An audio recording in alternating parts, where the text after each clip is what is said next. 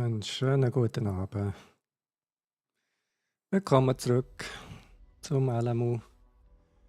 Einmal mehr, neue Woche gestartet im Race. Gestern haben wir. Was war gestern?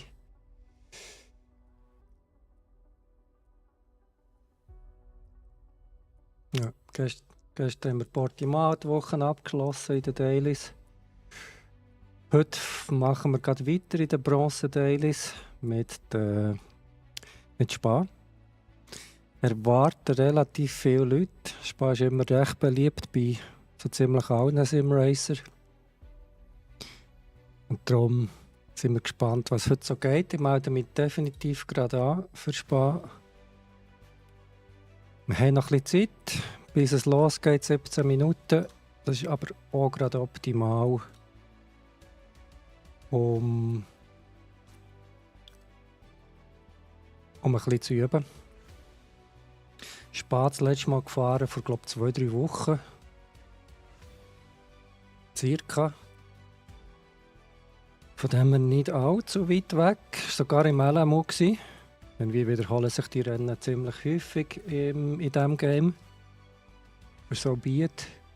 Und der Vorteil ist natürlich, kennen wir. Spa kennen wir gut. Nichtsdestotrotz ein bisschen üben vor dem wirklichen Rennen kann nie schaden. Gerade auch, um wieder ein bisschen Zeit zu finden und zu wissen, wie man die Kurven nimmt. Der schnellste bin ich nicht. Gerade im LMU ist das noch so tricky, um ehrlich zu sein. Gerade im Vergleich zu iRacing ist es recht ein Unterschied.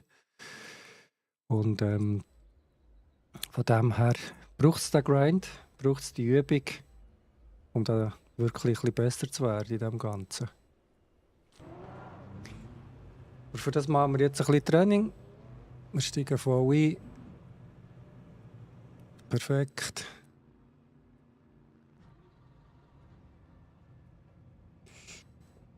Ja, jetzt relativ viel auf dem Trainingsserver drauf. Aufpassen, dass wir in keinen reinfahren. Das ist ein bisschen heikel, um ehrlich zu sein.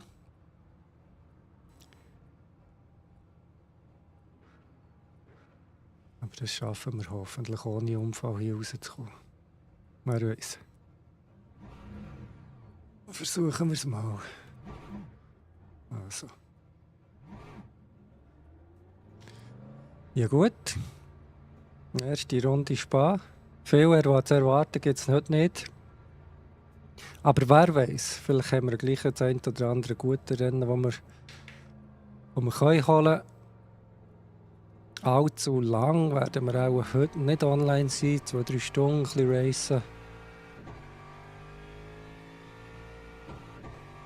Und ja, dann schauen wir mal.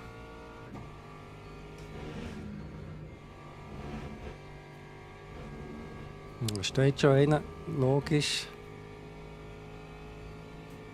Dann ist immer ein bisschen das Gleiche hier. Der Stutz auf, übertreiben sind wir alle ein bisschen. Und vor allem die es halt nicht kennen, die haben üblicherweise einen Unfall. Oh.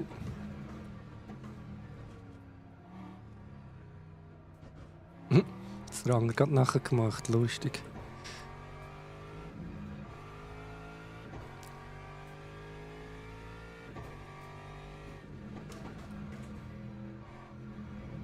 Ja. Ich glaube, da können wir auch erst runter, wobei vielleicht nicht unbedingt. Sehen wir den auch noch im Rennen.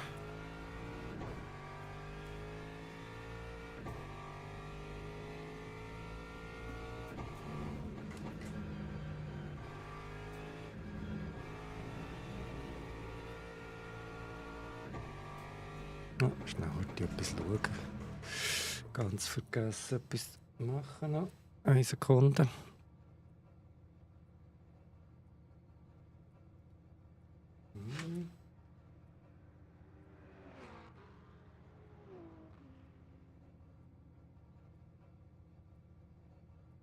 Oh, jetzt. Einfach noch bremsen wäre nicht das Dümmste.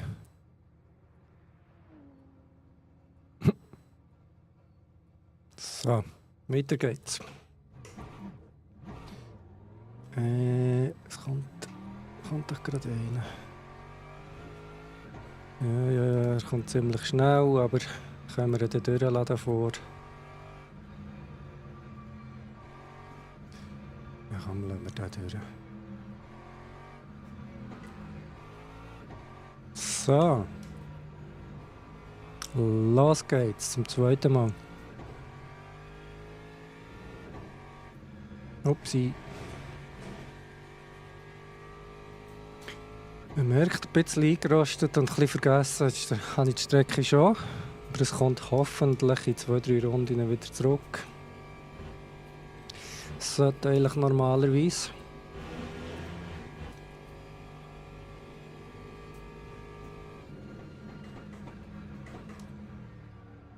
So.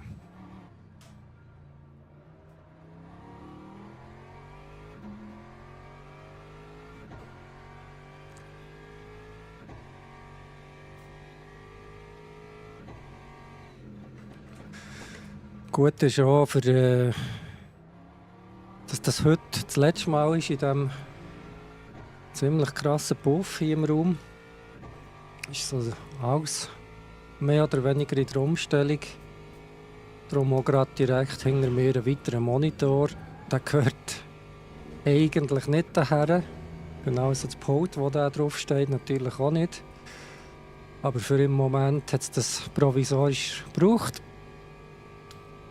Und morgen kommt hoffentlich noch der Rest, was bestellt ist worden, für hier in diesen Raum rein. Und dann kann das mal fertig gehen und dann sieht auch der Kamerawinkel ein bisschen normaler aus. Hoffentlich. Und dann können wir uns ja auch mal ein bisschen um den Ton kümmern. Es ist doch schon sehr echolastig in diesem Raum. Da gibt es sicher noch ein bisschen zu tun. Und ein bisschen Optimierungspotenzial. Aber für heute soll uns das nicht stören, für ein bisschen zu Rennen fahren, für ein bisschen zu streamen. Ich glaube, ist das okay. Schalten vielleicht nicht vergessen, wäre auch nicht so schlecht.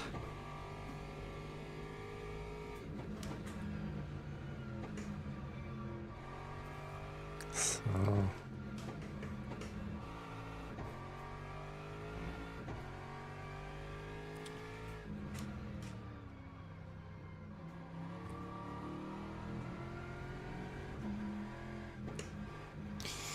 Ja, für die weitere Woche ist nicht allzu viel geplant, was Gamen, Simracen oder Streamen betrifft. Vermutlich wird sogar gar nichts passieren. Eher, wie gesagt, fertig einrichten und noch ein paar andere Prioritäten erledigen. Und dann geht es hoffentlich am Wochenende dann wieder weiter oder spätestens nächste Woche. Und das sollte bis dann noch ein bisschen alles parat sein in dem Sinne.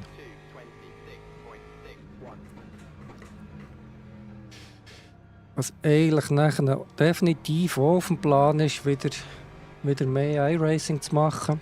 LMU ist schon lustig, aber sagen wir mal, im Vergleich zu iRacing halt gleich begrenzt. Es hat gute Zweikampfe, definitiv im LMU. Ui, jetzt aber recht verräumt. Das Fahren ist ein bisschen speziell. Man muss recht hebeln. Vielleicht habe ich einfach die guten Settings für die Steuerrad auch noch nicht gefunden. Das kann natürlich schon auch noch sein.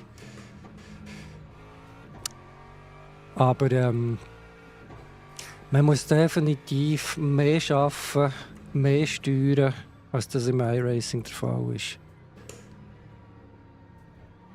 Definitiv. Aber wie gesagt, Zweikämpfe sind schon recht lustig. Also, gerade auch Portimao gestern und ein paar Tage auch schon vorher.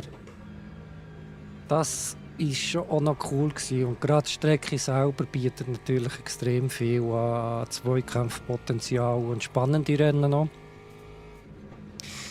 Das könnte hier auf Spa bin ich mir gar nicht sicher, ob sich das wird wiederholen. Es könnte sein, aber ich habe es immer ein bisschen schwieriger gefunden, hier wirklich gute Spots zu finden, zum überholen.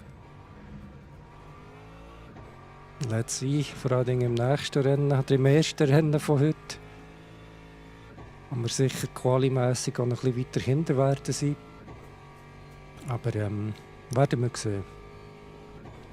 Was ich eigentlich auch sagen wollte, eben, mehr iRacing-Content wäre wirklich. Und Rennen fahren wäre wirklich auch wieder die Idee. Das ist jetzt vor allen Dingen auch ein bisschen zu kurz gekommen, weil der Kollege sich frisches Simrig zu suchen hat da. Er hat sich LMU zu suchen da. Da hat es sich wie angeboten, dass ich ihn gerade in den ersten Wochen ein bisschen begleite, ein bisschen Tipps gebe zum Fahren. Damit er ein bisschen Fortschritte machen kann und nicht ganz allein muss auf die Strecke rausfahren und das Zeug üben. Ein bisschen schade ist halt natürlich schon auch mit den verschiedenen Splits. Wir haben es nie geschafft, im gleichen Rennen zu sein. Das ist halt wirklich auch das Problem mit den Unterschieden von der Geschwindigkeit, vom Safety Rating, das man hat, ist es ziemlich unwahrscheinlich, dass man wirklich in einem gleichen Split landet. Und das ist natürlich schon ein bisschen schade. Gerade eben, wenn man mit einem zusammen ein bisschen möchte am Anfang fahren, hat man gar keine Möglichkeit dazu. Ausser wir gehen natürlich einfach in eine 1 gegen 1 Multiplayer-Session rein, aber das ist ja auch nicht wirklich lustig, um ehrlich zu sein.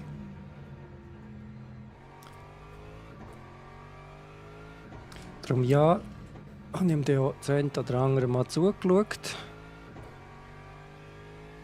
wie er gefahren ist. Das war, glaube ich, noch hilfreich gewesen. Hat man wirklich sagen, wo und wie er so bremsen soll, wenn Gas geben. Ich glaube, das hat geholfen. Und er hat, glaube ich, nachher vor allen Dingen vorgestern war es, wirklich auch das eine oder andere gute Rennen gehabt. Gestern hat man gemerkt, er war ein bisschen unkonzentriert. Aber sonst hat er definitiv schon rechte Fortschritte gemacht. Natürlich schon Fakt. Ich bin ultra langsam, aber ja noch. Reden und Fahren ist halt auch nicht einfach. Ja, noch 5 Minuten zum Fahren. Ideal. Quali habe ich wenig Hoffnung, dass ich da vorne dabei werde sein. In den ersten paar Qualis. Das wird eher so sein, dass ich eher von hinten werde starten. Aber kommt sicher auch ein bisschen darauf an, in welchem Split dass ich landen werde. Ich weiss jetzt gar nicht, wie viele angemeldet sind. Ich weiß gar nicht, wo man das sieht im LMU, wenn man im Rennen ist. Aber wie gesagt, ich erwarte schon recht viele Fahrer. Und dann kann es auch sein, wenn es viele Fahrer hat, dass ich auch ein bisschen in einem tieferen Split lande. Im Vergleich zu Portimao. Das wäre nicht so verkehrt. Gerade auch für heute. Weil dann würde es vielleicht ein bisschen spannendere Rennen geben. Wenn die anderen auch nicht ganz so stark sind. Wie jetzt die auch gestern auf Portimao. Das ist schon. Ja, da hat man schon müssen sich konzentrieren. Und auch gutes Quali fahren. Also Quali ist A und O. Wenn man das nicht gut hat gemacht, kommt von hinten muss starten, dann wird es wirklich, wirklich schwierig, sich vorzukämpfen. Gerade eben in diesen etwas besseren Splits. Ups. Das war schlecht. Gerade in diesen besseren Splits ist es halt wirklich so, dass man sich nicht viel erlauben kann. Und auch Mühe hat, nachher vorzufahren. Ja, das ist halt so. Schauen, fährt noch einer durch? Nein. Schwenken, kann ich gerade raus. Ups. Ja, schon ein Schweizer, hä? Der FW.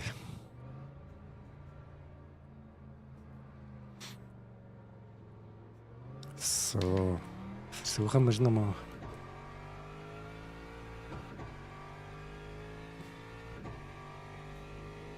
Die Schaltung war irgendwie komisch, nicht? Vielleicht hat es mir auch nur gedacht. Ah ja, das Spiel relativ leislich eingestellt, darum. So, besser. Da hört man nämlich auch den Motor.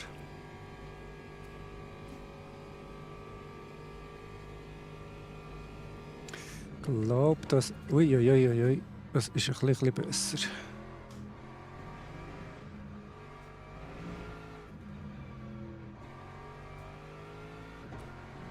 Wenn ich den durchlasse.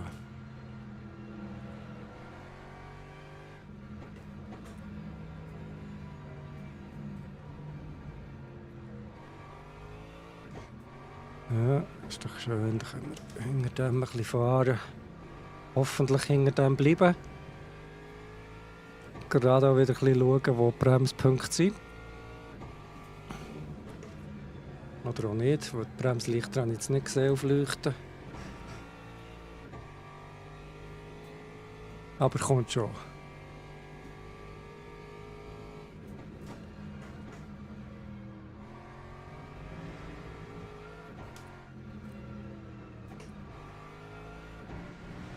So.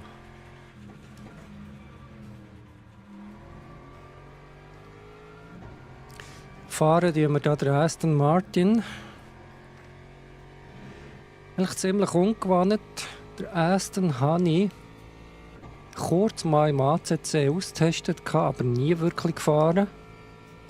Im iRacing habe ich mir zwar gekauft, aber nie wirklich gefahren auf der Strecke. Und hier im LMU habe ich gefunden, jetzt ist doch ein guter Moment, wenn man es noch gar nicht kennt, gerade mal ein neues Auto auszuprobieren. Und da mir generell der Aston noch so gefällt und er eigentlich auch noch cool zum Fahren ist, gefunden, da ist das der richtige Moment, den endlich mal zu nehmen. Und darum sind wir im LMU direkt auf Aston aufgestiegen und nicht wie üblich den Mustang genommen. Uiuiui, schlecht gewesen.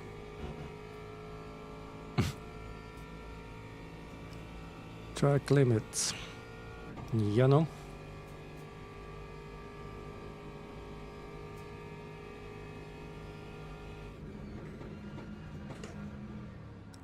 Ja, das ist schon noch ein bisschen Mühe. Ein bisschen fest Mühe.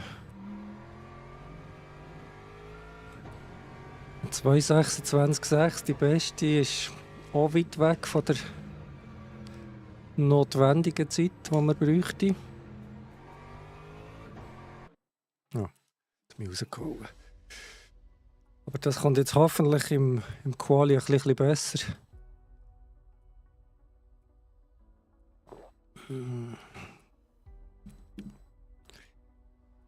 Bobby, ja. Wir werden es sehen.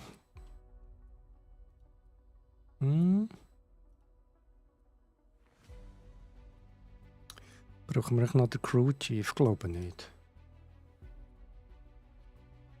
Nein. Den Crew Chief brauchen wir nicht heute. Ob jetzt einer neben uns ist oder nicht, das sehen wir ja. Wobei es hilft schon auch noch, wenn er aber sagt, es ist einer nebendran. Mir hat es zumindest aber schon noch geholfen. Aber hier im LMU läuft er ein bisschen, weil er immer Track-Limits sieht, wo gar keine Track-Limits sind. Darum nervt er oft auch ein bisschen.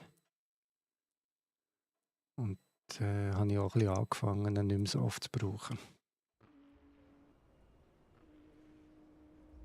Split 4. Gehofft, es sei ein bisschen weiter hinten. Ist leider nicht so. Aber ja. Split 4 wird herausfordernd.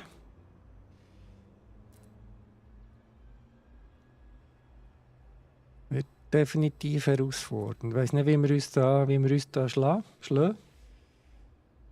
Aber finden wir raus. Die Runden machen wir auch 3. Machen wir 3. Wie lange hat man? 5 Minuten.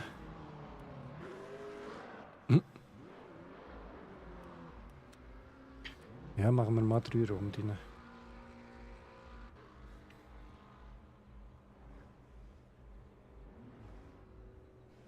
Jupp, machen wir 3. Und der andere da ist ein bisschen am Donuts machen in der Boxengasse.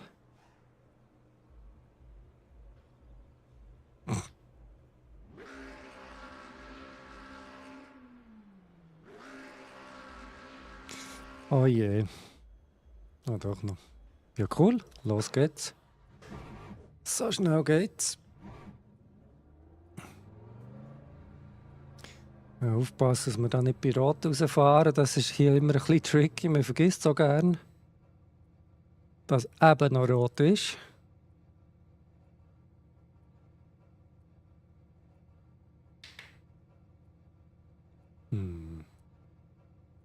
Einer ist schon. Wir sehen es, einer ist schon. Bei Rot durch, darum Stop-and-Go-Strafe. So geht's halt, wenn man nicht aufpasst.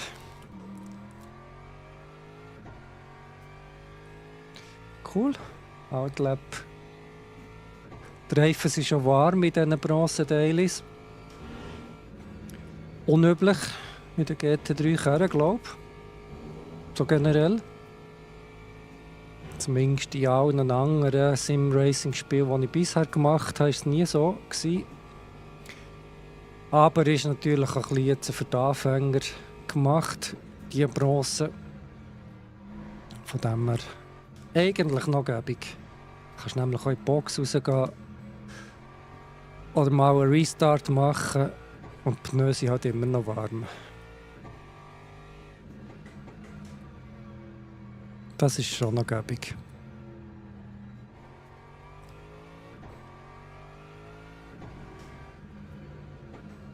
Eieiei, vergessen das da. Nicht so gut.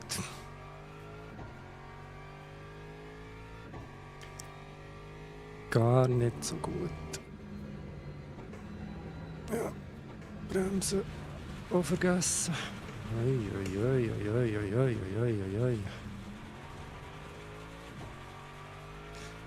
Ist ja ganz schlimm.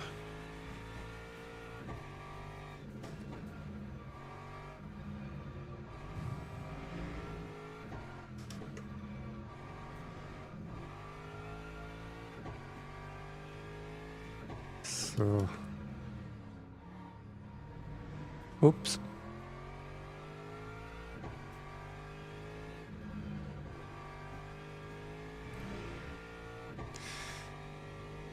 Das reicht auch nicht mal für 2 Runden zu fahren. Also wo zählen. No, das wird nicht länger.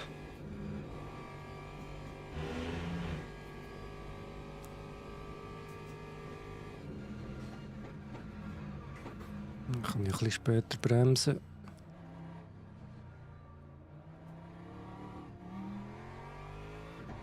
So. Erste Outlap. Erste Lap, die zählt, so muss ich sagen.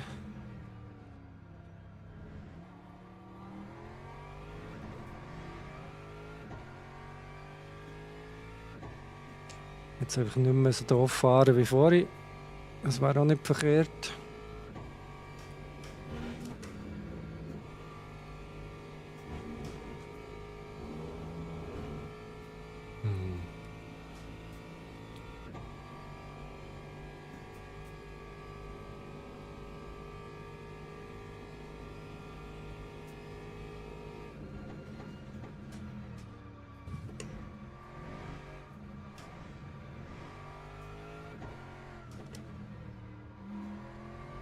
Okay, okay. Die Erinnerung kommt langsam wieder. Aber nur langsam.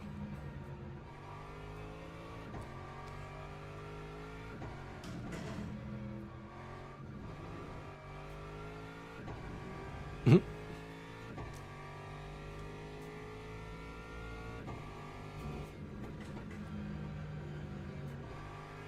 Ich glaube, der dritte war da richtig, gewesen, oder? Ja, ich glaube es. Ich glaube, es ist nicht der vierte. Man muss nicht so langsam wie ich fahre. Ja, ja, das war hier so, gewesen, genau.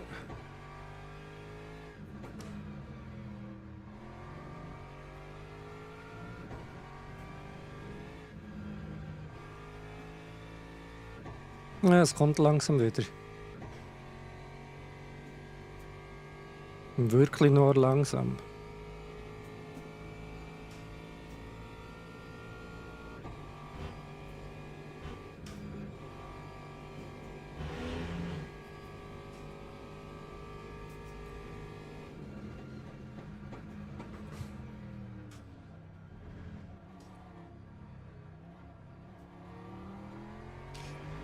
Acht Sekunden längt sich noch.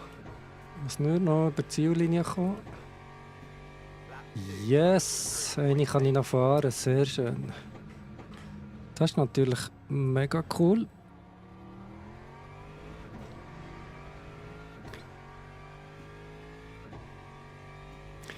Und auch die Zeit ist ein bisschen besser geworden als noch vor im Training. Auch gut ist noch anders. Aber ein kleiner Fortschritt sehen wir schon mal.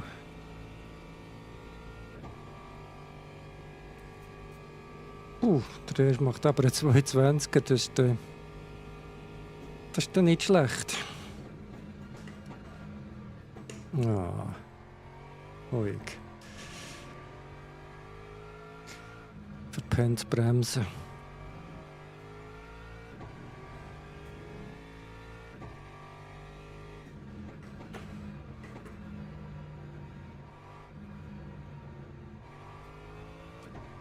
Mhm.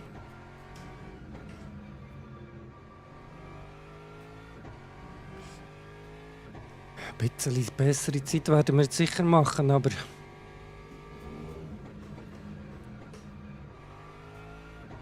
oder auch nicht.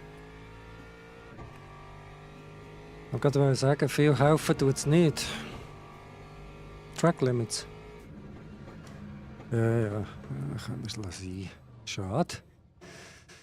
Wo sind wir denn jetzt? 14 im Moment, aber es sind sicher noch ein paar auf der Strecke. Ja. Ziemlich viel. Die hängen mir noch 2, 3. Okay. Ja.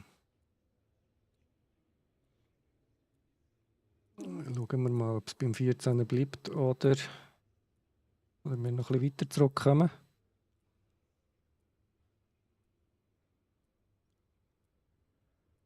Ich weiß gar nicht, was meine Bestzeit war, aber 22,5 ist es. 22,3 ist es, glaube ich, nicht gewesen. Hätte jetzt behauptet, es ist bei 2,21, aber kann mich auch täuschen.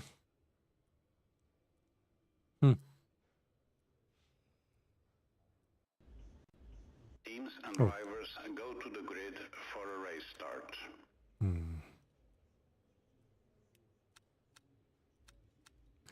Wieder mal Safety First. 10 Runden. Ja, machen wir mal 10 Runden.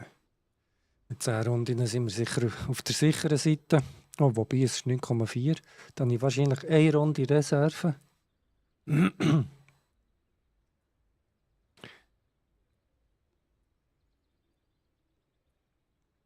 Ja. Dann ist auch 10 Runden gar nicht verkehrt.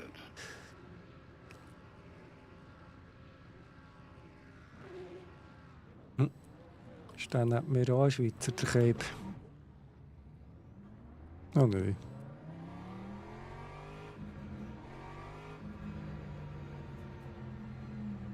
Ja, los geht's. Wieso muss ich langsam fahren?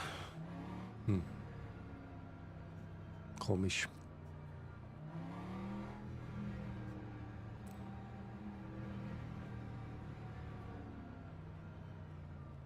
Gefährlich ist sicher die erste Kurve beim Start und nachher da Aarhus drauf. Gibt sicher den einen oder anderen Unfall.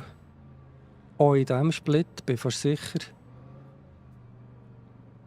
Von dem her muss man da sich immer ziemlich gut konzentrieren, dass da kein Unfall passiert. Green flag, green flag. Aber schauen wir mal.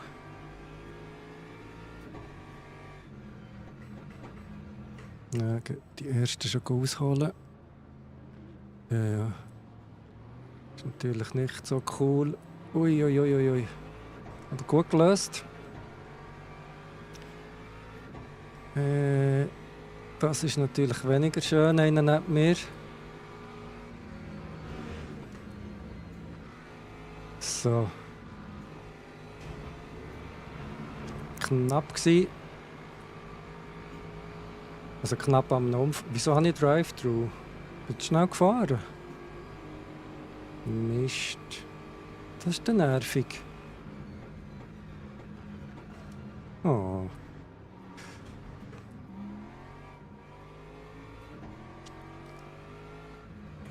Ja, da passiert etwas.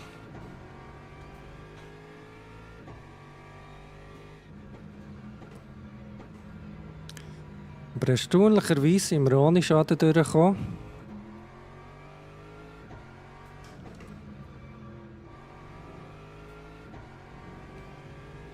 Echt der Drive-Thru, das ist verdammt schade.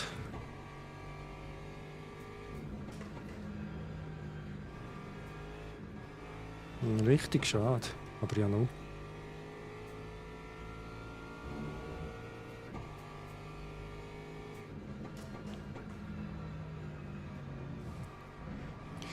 Gehen wir halt dann schnell raus, leider.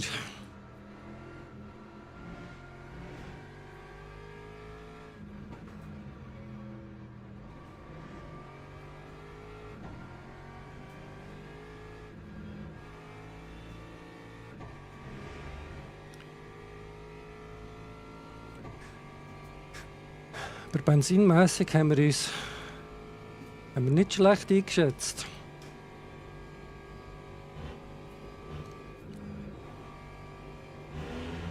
Ja, haben wir nicht schlecht gemacht.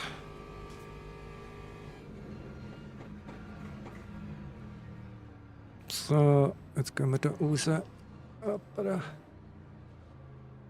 Gefährlich, gefährlich. Wo ist der? Noch ein bisschen runter.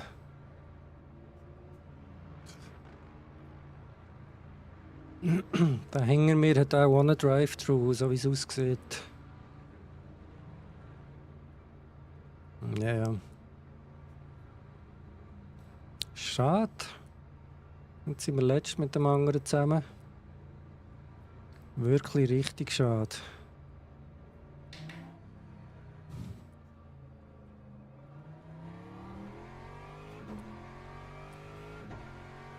Acht Sekunden zum nächsten. Das ist schwierig.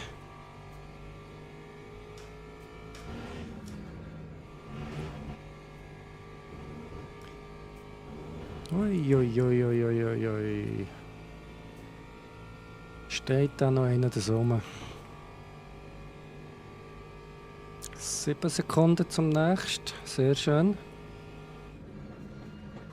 Das ist natürlich weniger schön. Dumm gsi.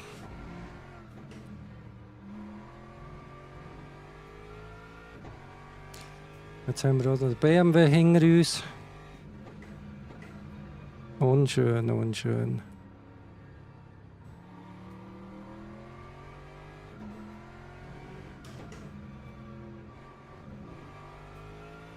Vielleicht lasse ich den nachher führen. Allenfalls führen lassen. Komm, wir machen das. Dann kann ich hinter ihm nachfahren. Er scheint mir ein bisschen geübter zu sein, als ich es bin. Mal schauen.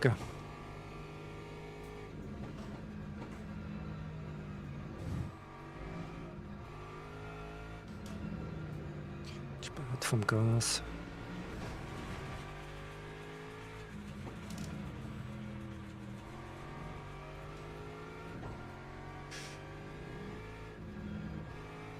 Es ist die Frage, ob er wirklich so viel geübter ist, aber ja, es sieht so aus.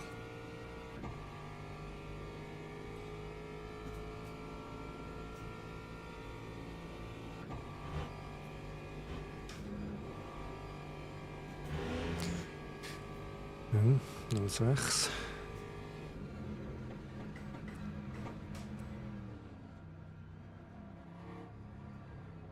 Schreibt schon wieder einer. Es hat auch wieder einen Unfall gegeben.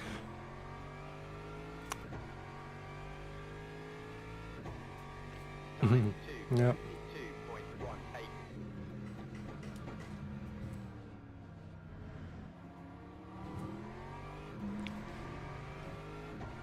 Das Colombo. Und da draussen steht auch noch einer. Lustig.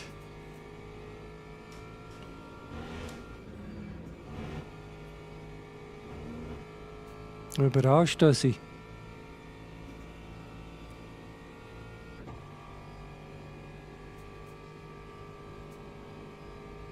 Ja, wir holen auch ein paar Plätze.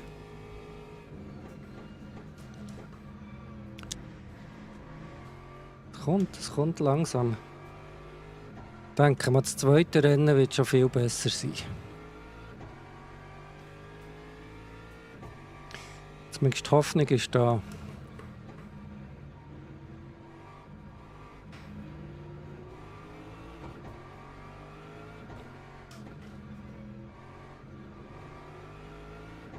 Was ist denn der? Oh, das ist der vorhin sich am Anfang schon gedreht hat. He? Ja.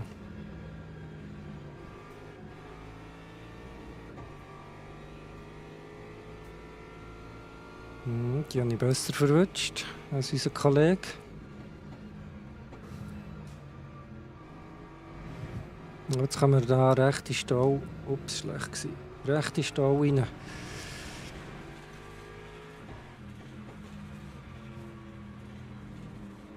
Oh, steht schon wieder einer.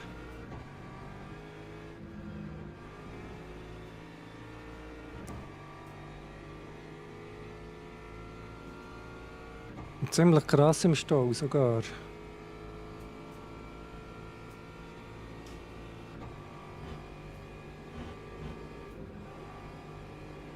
McLaren ein bisschen unsicher hier. Auch gut.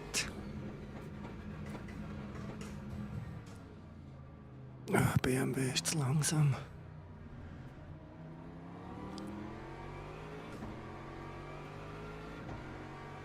Da komm, ja, lassen wir ihn machen. Das ist okay. Ja, das ist okay. Tut er da rein. Ich glaube, er ist schneller.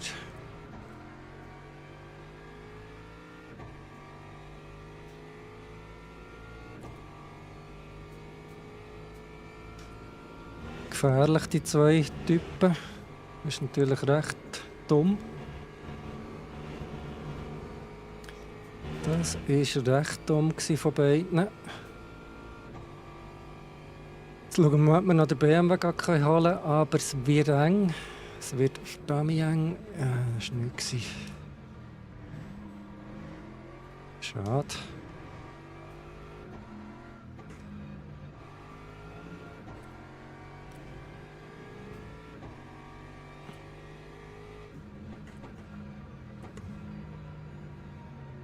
Ich glaube, hier erst ist schon richtig, oder?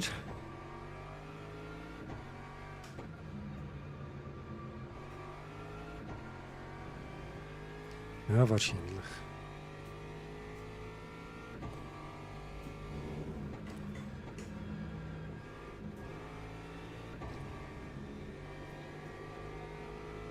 Ein bisschen holperig. Aber durchkommen.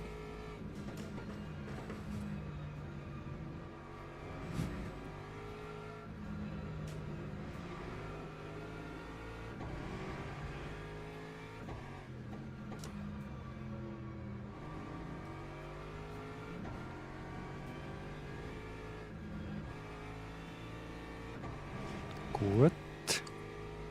Wir bleiben mal dran. Das ist das Wichtigste.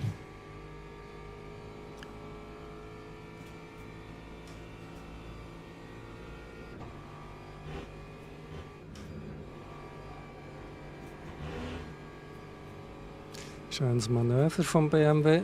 Mal schauen, ob ich da den McLaren holen kann oder nicht. Der andere kommt immer gerade hinter nach. Krass. Aber er hat es, glaube ich, nicht geschafft, der andere hinter mir. Nein. Und das ist gut. Wichtig. Die spät bremst die Depp.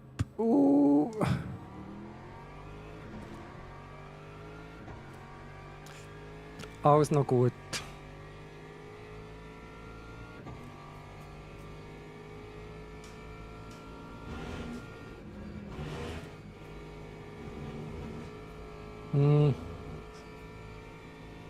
Ja. Jetzt hat der BMW gemacht. Krass. Und gut, das ist auch, weil ich da ein bisschen abgekürzt habe.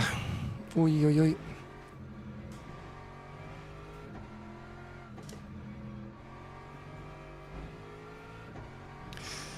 Ja, schade.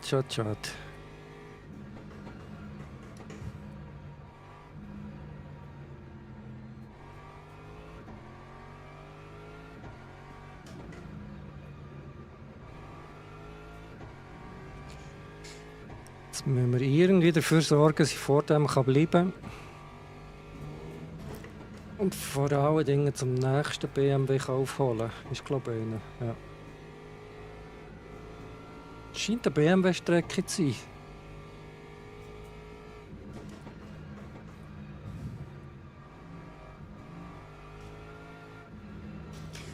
Die Jamaica Livery ist schon noch cool davor.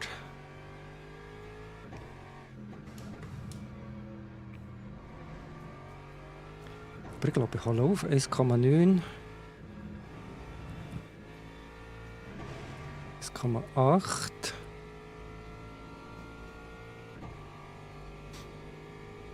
So weit, so gut.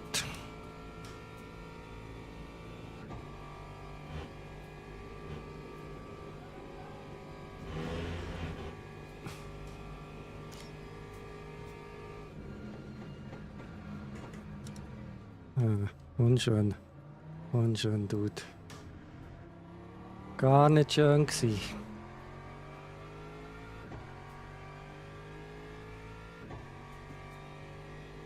Ja noch. Ich lebe noch, aber hoffentlich ist nicht etwas kaputt gegangen vom Karren. Wäre nicht so cool.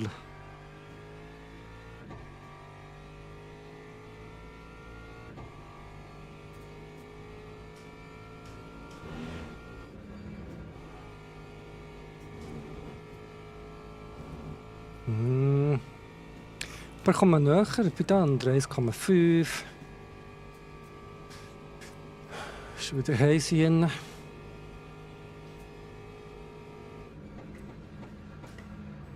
Macht jetzt da unser Schweizer Kollege.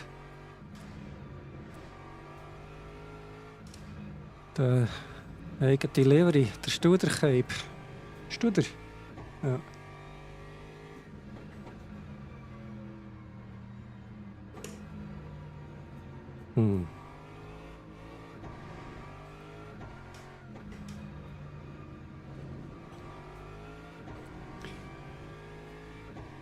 Erst ist ein McLaren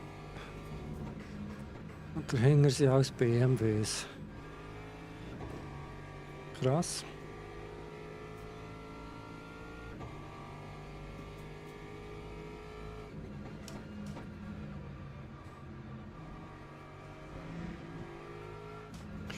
Ich glaube, unser Schweizer Kollege ist sich auch nicht ganz so gewohnt, die Strecke.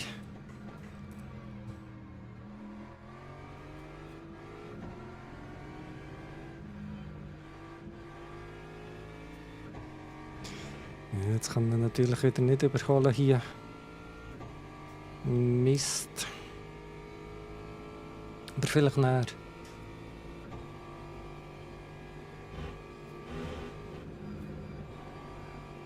Vielleicht da vorne. Habe ich das Gefühl. Let's see.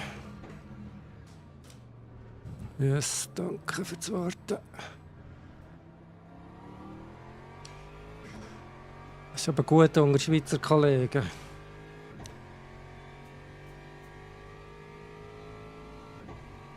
Sehr nett gsi. Oh nein. Jetzt noch dreht. Das ist ein bisschen schade. Schon mal einen Hänger rein.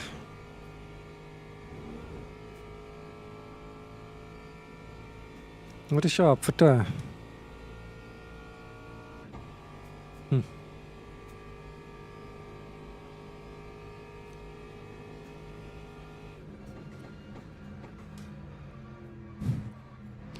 Jetzt müssen wir am nächsten vorkommen. Der Colombo. 2 Sekunden. Wird schon schwieriger.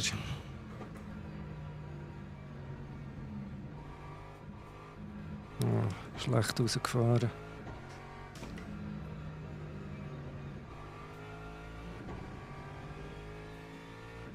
Und das andere Problem ist der McLaren hinter mir. Er ist schnell, aber macht immer wieder Fehler. Das ist eine tödliche Konstellation.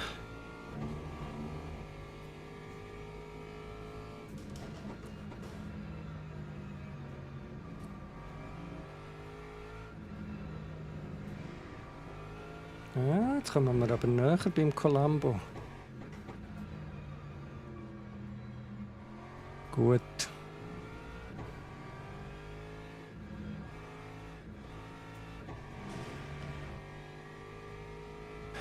Oder auch nicht.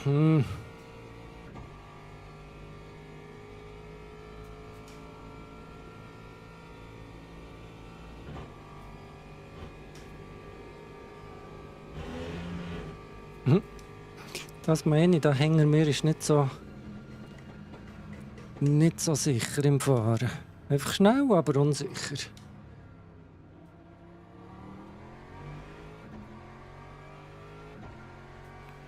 Jetzt eine bessere Zeit. Ja. Endlich. Aber gut ist anders.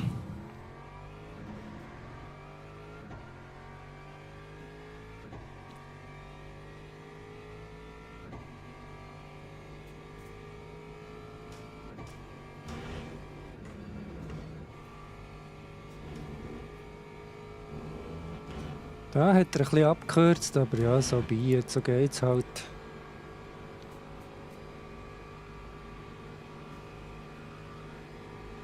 Ja, komm.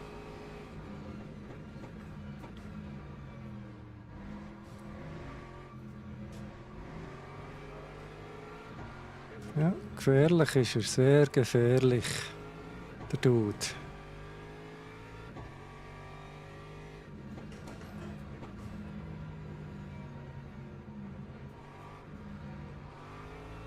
Ich glaube, ich attackiere ihn zuerst mal nicht. Schön hinter nachher versuchen zu bleiben. Und hoffe, dass er nachher der Colombo attackiert. Dann kann ich hoffentlich profitieren von diesem Kampf. Müsste eigentlich drinnen liegen. Müsste. So die Theorie.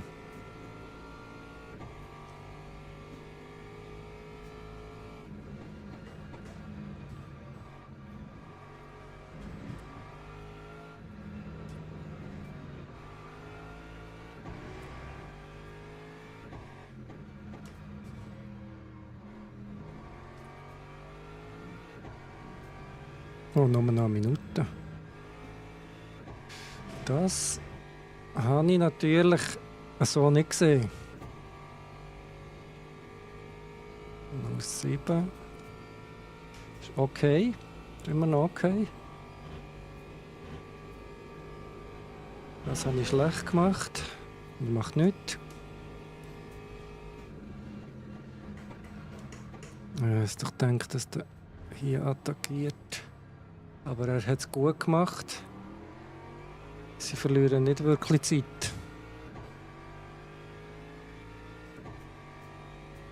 Mega schade.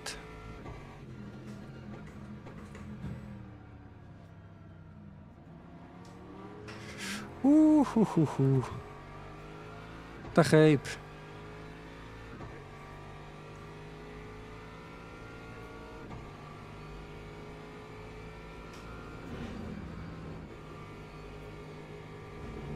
Ja. Bin ich wieder abgekürzt oder was? Da habe ich so viel Zeit verloren.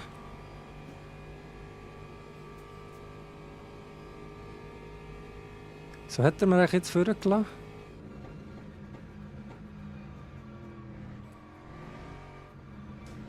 Niemand weiss es. Vielleicht einfach nicht.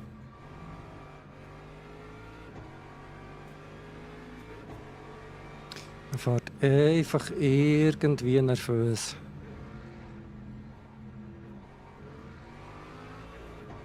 Ja, wenn man halt ein bisschen etwas sagt. Das ist eine gute Übung.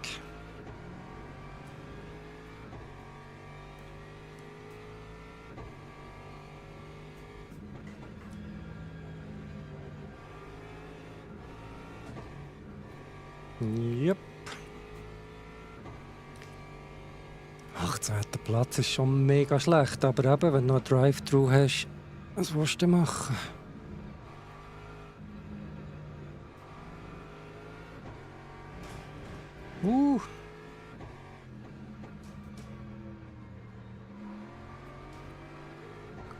Am dümmsten Ort gehen sie nebeneinander.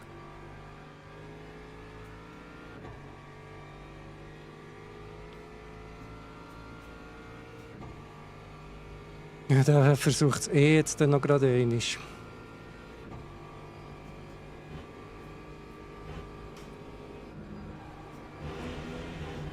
Jetzt wird er rechts gehen.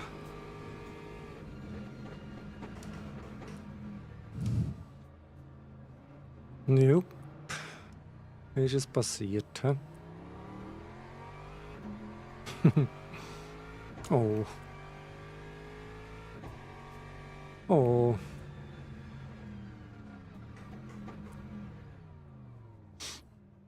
Ja, wir haben noch Platz geholt.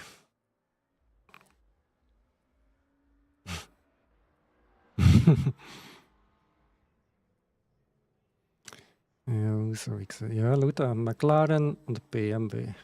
Puh. Ein Lexus, ein Merz. Ja, krass. Das ist recht krass.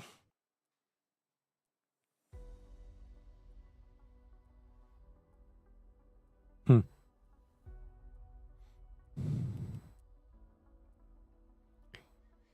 Safety Rating wird immer noch nicht rauf. Driver Rating auch nicht. Was bin ich ehrlich expected gewesen? Okay.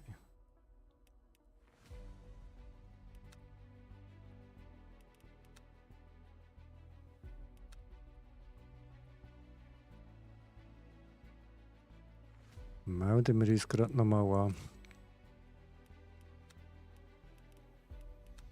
Ja, gemeldet sind wir.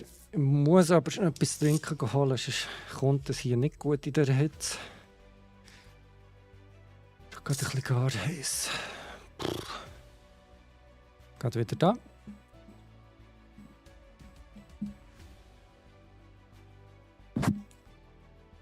Upsi.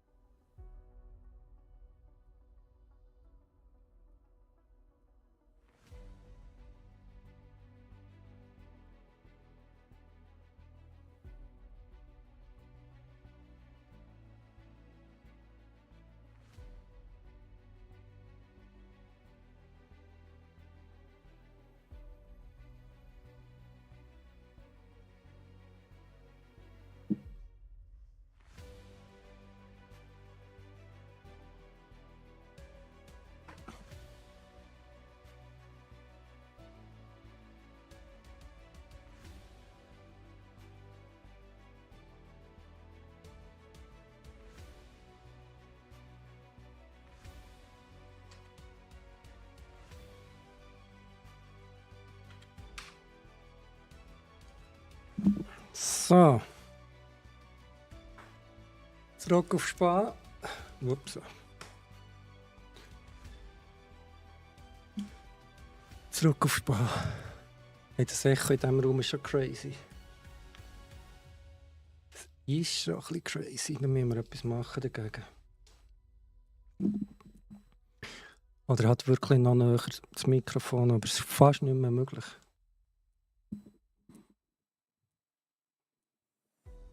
Fast nicht. Ja. Hat er jetzt angerufen, der Dude? Ah, da.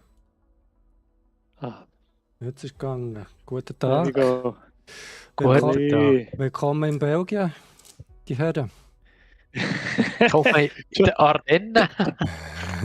Dein Event, dude. Dein Event. Ja, Weiss wunderbare nicht, wie ich Spa Belgien. noch kann. Ja, das Oh, erste Entschuldigung. Rennen ist sicher nicht das einfachste, wenn man es noch nicht geübt hat. Warum habe ich nicht können Practice machen, weil alle Practice Sessions voll Ja, waren? das ist ein bisschen doof. Schade. Was hast du die meisten Rennen gemacht? Sicher brauchen wir Servers. Ich bin schnell gefahren am Anfang beim Start, dann hatte ich einen Drive-Thru, dann bin ich letzt müssen, also ja, logischerweise letzt gewesen. Und dann bin ich, glaube ich, 17 geworden. Irgendetwas stimmt mit meinem Force Feedback nicht, man, das funktioniert gar nicht. Vielleicht Kann man musst du schnell neu Game starten, starten? schnell an- und abstellen, hilft auch. Und das Game Mono, ja. Also, warte mal. Aha, du meinst der das Wheel neu starten? Ja, so. ja, genau. Ich würde gerade beides neu starten, wenn ich die wäre. Yep. Practice.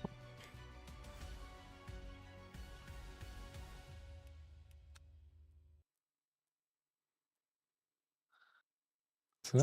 Ich weiß nicht, ob es die 45 Sekunden noch bringen. Kommst du knapp aus der Boxenstraße raus? vielleicht? Mhm. Ja, vor allem wenn es die Langboxen-Ausfahrt ist. Nein, ist die kurze hier. Ich glaube, es ist die kurze. Hast Glück, dann kannst du Ist noch ein die bisschen fahren. Ja. Lass sein. Die kurze. Ich gehe ins The das real deal. Qualifying ist mein Practice. Das neue Practice. Ja, ist mein so. Das Outlap vom Qualifying ist mein Practice. Wie es nicht sollte sein, oder? Ich hoffe, ich bin noch angemeldet. nachdem Said ich da- every rookie always. Mhm. Join Event. Ja, also halt das erste Rennen, aber ich glaube, ich fahre wirklich nur rein. Ich muss dann Bist du nappen, für muss Split? vor dem Tipp wieder im Büro sein. Split 6. Das ist nicht gut. Ja, schon wieder Bitte. spät. Split bist du, Joel? Warte, ich noch am Event loaden. Ich bin stuck beim Loading Screen bei 0%. Nie etwas Gutes heisst in diesem Game. Split 29 bin ich. Hm. Für wie viele Runden muss ich tanken? 6? 5? 4. 4 würde ich sagen. Also, Start Driving. So gut. Ei. Ja, Tom, ich bin Was? das Spa bei dir mal gefahren. Ja, ist so, Ich ja. kann mich erinnern. Das ist gleich auch schon wieder ein paar Wochen her. Ist aber schwierig, sich zu erinnern, finde ich. Jetzt mal schauen, hä? Einer hat schon Stop and Go da. Wow, holy shit. Oh, Die Radio ist ein bisschen rutschig mit den Cold Tires. fucking Orange, Mann. Holy shit.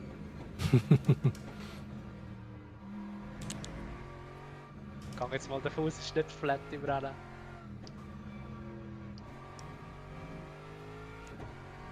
Holy shit. Oi. Cold Tires, bro. Ich brauche Tire Blankets. Sicher, so ist doch ein bisschen weaven.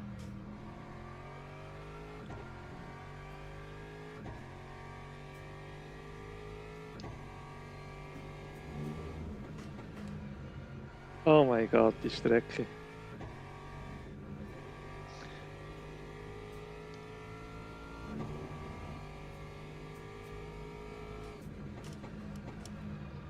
Die Trails ein bisschen erforschen. In der Outlap. Wobei, das zählt ja schon fürs Rating. Besser nicht. Besser clean fahren. Für Bachelor.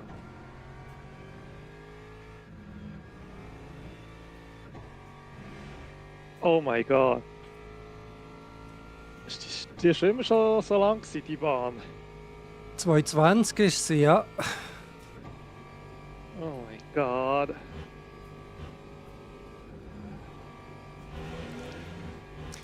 Kannst du dich nicht mehr so daran erinnern, oder wie?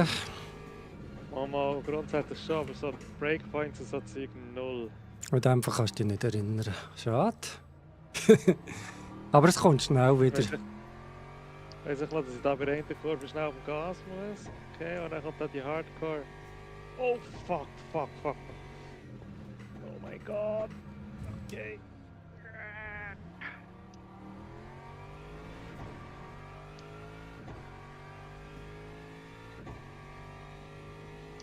Dann kommt die erste Kurve, wo du der Profi bist, das weiss ich noch. Schon. Ui.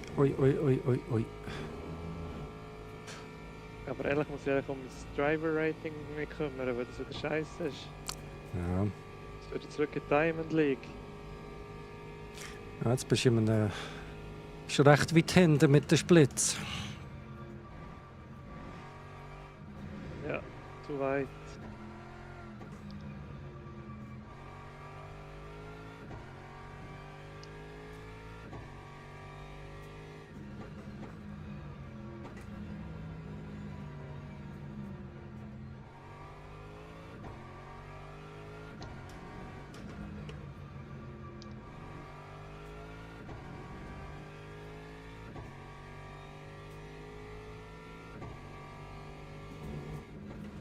Ich glaube, es in meinem Socken hin, man, das tut pure weh beim Bremsen. Noch Steine in den Socken, um es ein bisschen schwieriger zu machen, oder was? Ja, irgendwie schon, ja. BOP, oder? Ja, genau. Nicht gut.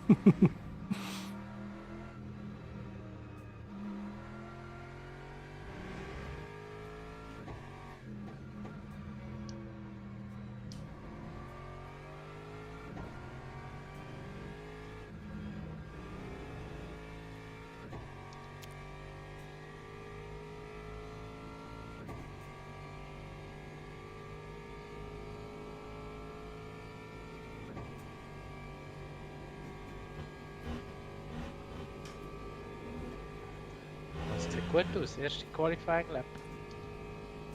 Meine ist richtig mies. Meine ist... Ich sage nicht, sie ist gut, aber es ist Banker Lap, oder? Ich wünschte mir, ich hätte da bei einem Bank erlebt.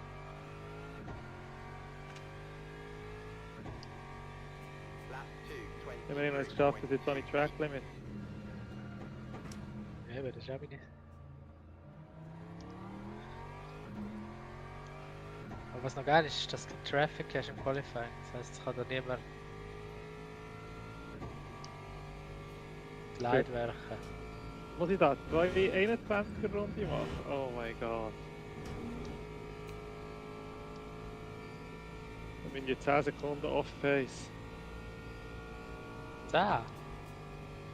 Ja, ich gehe jetzt 2... Was habe ich gemacht? 2,28 oder so.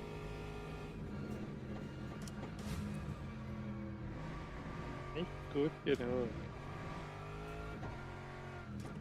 Das funktioniert. Ah, es lange nur für ein Lap? Oh mein Gott. Ja, Ich habe mich gefragt, wieso ist meine Delta-Time nicht runnen? Ich check the flag, feels bad. Wie viel muss ich für das Rennen? Wie viel muss ich tanken? Wie viel Leben? 8 oder so? Machen wir mal 10. Tom, was muss ich tanken? Du hast mal 10. Wird nicht so. Ja sicher, wird nicht zu wenig. Das macht eh nichts aus. Super. Ja, gut. Du Aber meinst, eine Runde geht nicht 2 Minuten. bei den Noobs macht es eh nicht aus. Nein. Sogar im Split, wo nicht ab macht es nichts aus. Das, ob jetzt noch eine Runde mehr Benzin drin hast, lieber safe. Ich habe mich gar nicht Ah, geachtet auf Portimao, wie dort mit Fuel war beim Nachkommen zum Ziel. Ich habe vom Joel geglaubt, mit diesen 14 Runden oder was er angegeben hat. 6 Stunden. Also ich bin solide 5 Sekunden langsamer als die vor mir. Und 7 Sekunden langsamer wie der erste. Jetzt darf ich einfach nicht. Beim Live-Timing kann man da noch schauen, die jetzt sind am Fahren. Okay. Die 2.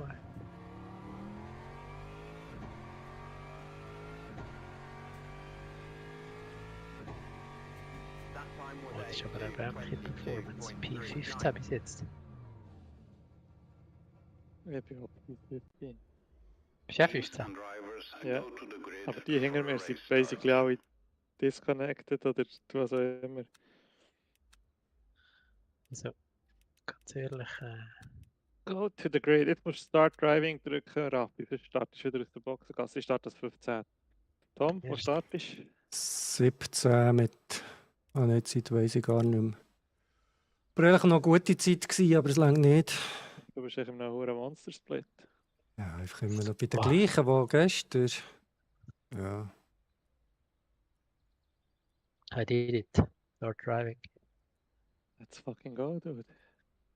Jetzt musst du einfach dem vorne nachfahren, so hast du so eine Lane quasi und darfst nicht zu schnell auffahren, darfst nicht schneller als 60 fahren, bevor die Green Lights kommen. Sonst bekommst du Strafe. Ja, gestern im dritten Rennen habe ich das erste Mal einen Rolling Start geschafft. In dem Game. Hey, immerhin hat es geschafft. Ja, ich muss sagen, es ist schon ein Vorteil gegenüber Pitlane Start. Pitlane ist richtig schlecht, ja.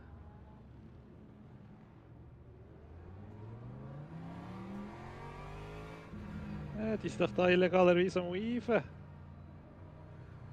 Oh ja, bei mir auch. Ah Jungs, good luck. Mhm, good luck. Good luck, good luck. Wegen der Race Götter in der ersten Kurve mit euch sein. Mhm. Ja. Ich denke dran, T1 kannst du leider nicht gewinnen, oder? Das stimmt, das muss ich mir ab und zu wieder vor Augen führen. Raffi ist bei einer, der in den Chat schreibt. Be careful of the first car. Holy shit. Oh, so was für vermastelter Start. Aber Inside Line.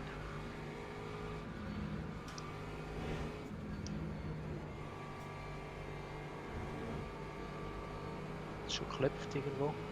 Ja, bei mir auch. Oh, das ist so schlecht. I'm alive! Oh, So.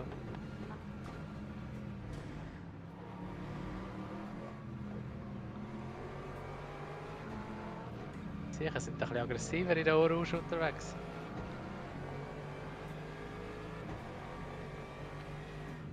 Sind meine Tires?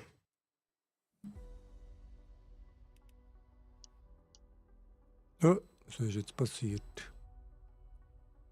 Game wieder Trash, Dude. Oh ja, es scheint. Komisch. Wieso Oh crasht das Game? nein, so schade. Richtig schade. Ich glaube, die Computer hat etwas gegen LMU. Kann schon noch sein. Hm.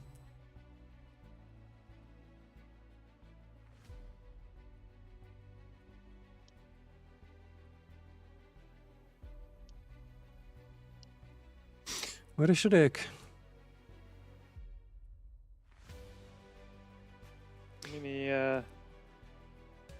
Meine Front Right Suspension ist leider in die Leidenschaft gezogen worden in der ersten Kurve. Raffi sie Advice nicht ganz so befolgt. I went for a gap that just wasn't there. Let's. Ja, du weißt doch, you're not a racing driver if you don't go for the gap. Oh, holy shit. Ja, mein. Ich hätte einen gespannt, so ein Huso.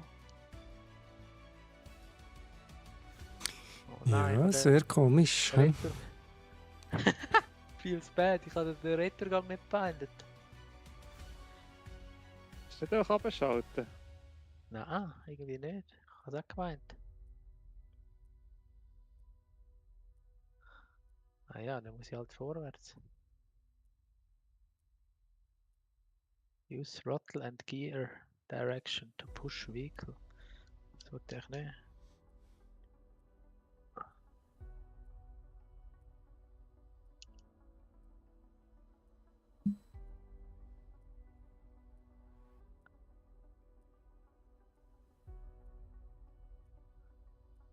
Ja, das ist jetzt natürlich. Was? Für mich ist der Drive-Thru, wieso denn das? Ist auch jetzt schnell gestartet.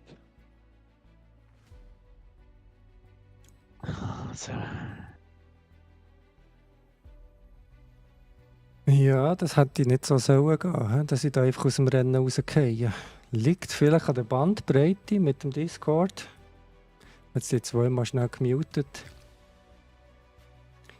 Ist ein bisschen schräg, dass es mich da einfach rausschießt. Das bedarf definitiv noch ein bisschen Optimierung. Ja, das bedarf noch ein bisschen Optimierung. Aber ja. So biet.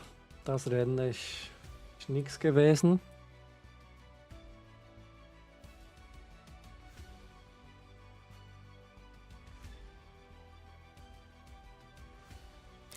Leider war das nix. Tja. Bleibt nichts anderes übrig, als da rot angeleuchtet zu warten. Vielleicht haben wir da mal einen anderen Screen, da nicht mehr so rot leuchtet. Ja. Die Kamera ist schon bad. Komme ich wieder ins Rennen oder ist schon disqualified?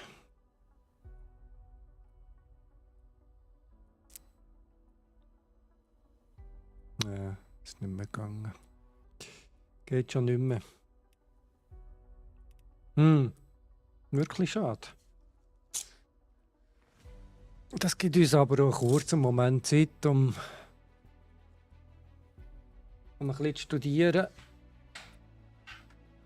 Beziehungsweise mal zu schauen, was überhaupt im iRacing diese Woche würde für Strecke laufen. Wäre schon auch noch spannend zu wissen.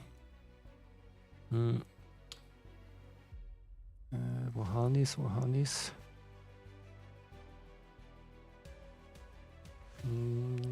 Schnell starten, der Cape.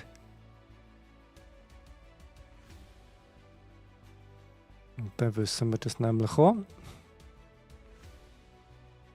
Dort fahren wir in der Regel GT3 Fix Challenge mit. Auch ein 20-Minuten-Rennen.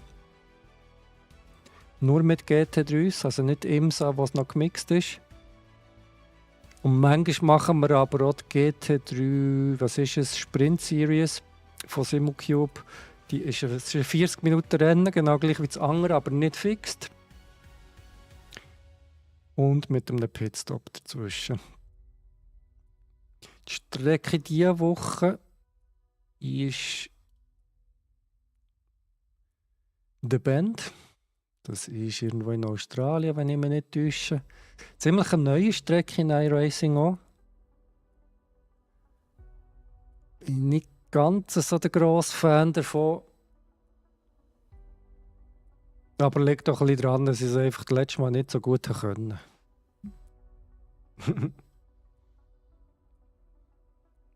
Ja.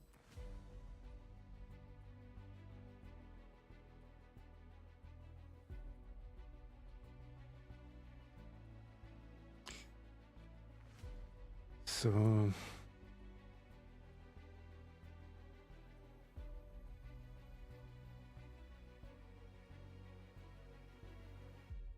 Ja, das habe ich gesagt. Eben, der Band ist. Eben, zeitlich wird es schwierig, beides zu fahren. Monza ist nächste Woche. Dann kommt eine, wo ich Fan bin davon, Virginia. Wir. Die ist cool. Dann Mount Panorama. Nice. Nürburgring auch nice. Und dann am Schluss noch Misano. Ist schon noch cool. Also nach der Band wird es richtig cool mit den Strecken. Das können wir uns freuen. Und ich glaube, das ist wirklich etwas, wo wir auch mitmachen müssen. Wir schauen mal, was da passiert im LMU. Aber auch nicht viel. Rausklinken kann ich mich dummerweise nicht aus diesem Event. Mist. Das ist auch ein bisschen doof. Kann man sich nämlich nicht anmelden für das nächste. Was richtig doof ist. Heisst, entweder wieder abschließen oder warten 10 Minuten, 10, 20 Minuten.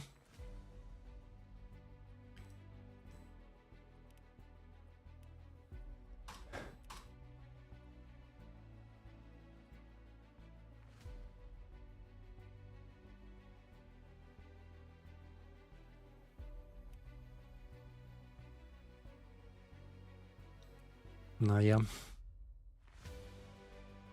Ah, da sehen wir meine Bestzeit, die wir vorhin noch davon hatten. Also eben tatsächlich nicht 220, sondern 221,2. Das ist meine bisherige Bestzeit. Code vor etwa 2-3 Wochen, hat ich jetzt behauptet. Vielleicht auch 4.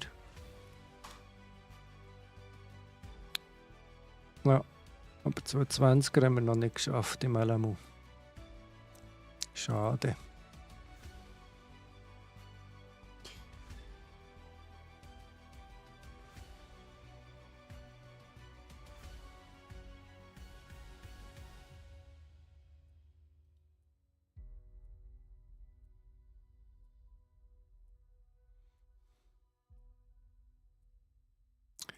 Ja, das ist wirklich ein bisschen schade. Mhm.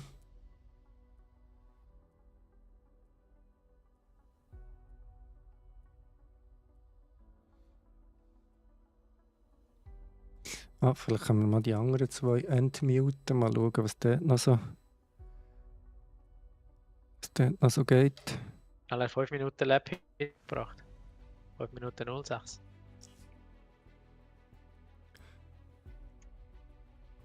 Jetzt watch me spin in Eau Rouge.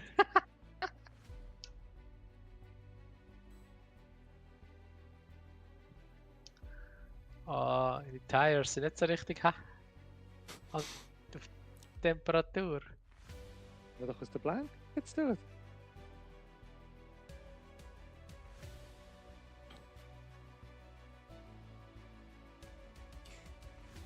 Viel geht bei diesen 2 noch nicht. He? Sind wir noch am Racen, wie es tönt?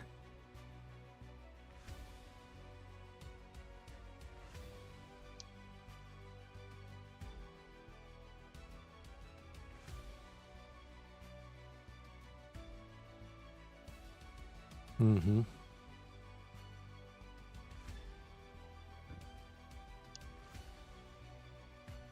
Nicht einmal letzter. Ich gar nicht. Ja.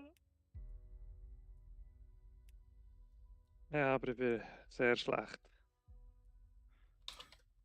Ah, DNFs. 2 DNFs hinter mir.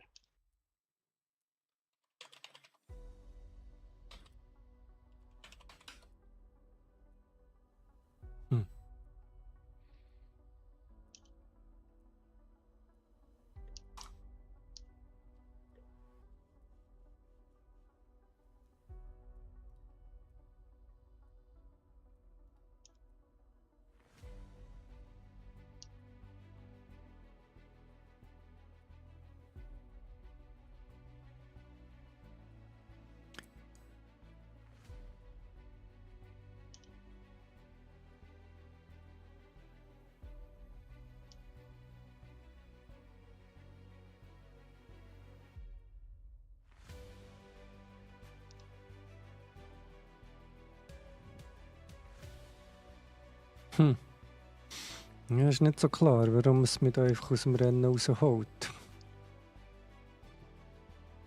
Ist vielleicht die Internet-Connection?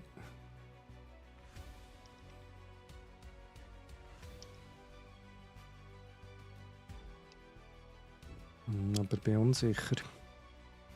Aber der Tom hat schon gewusst, warum er mir gesagt hat, ich muss so viel tanken. Weil er gewusst hat, dass ich mich etwa 7000 Mal drehen und dafür das sehr viel Sprit brauche. Ja. Und dann müsst ihr aber weniger Sprit mitnehmen, dann muss er ja weniger Ich habe immer Runden noch 10 machen. Laps im Tank. Ich habe die noch nicht gebraucht. Hey. Die hure Schikane am Schluss ist so übel, ne? Ah, fuck, nicht schon wieder. Welche Schikane? Nein, die habe ich eigentlich easy gefunden. Ich finde die eigentlich easy. Ich kämpfe mit dem Grip in der Orange. Ja, ich kämpfe mit meiner kaputten Aufhängung. Und mit meinem nicht existenten Skill-Level. Oh shit! Sicher. Push Vehicle, wie kannst du das machen? Throttle and Gear Direction.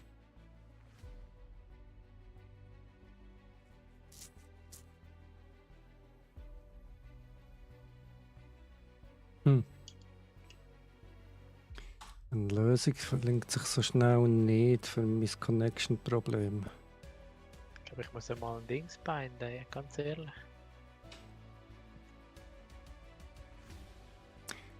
Aber eigentlich habe ich gemacht. Wir tun die zwei nochmal muten. Sind wir ein bisschen unter uns.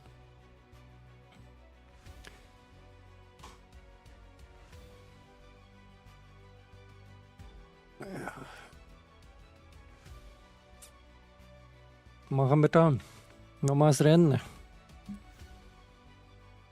Vielleicht eins.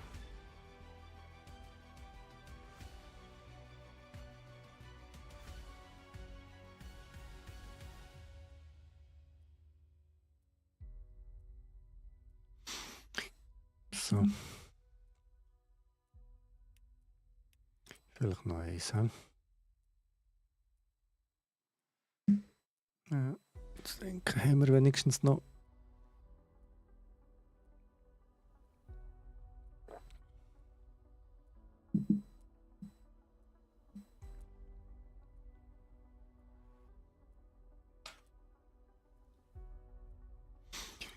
Ja.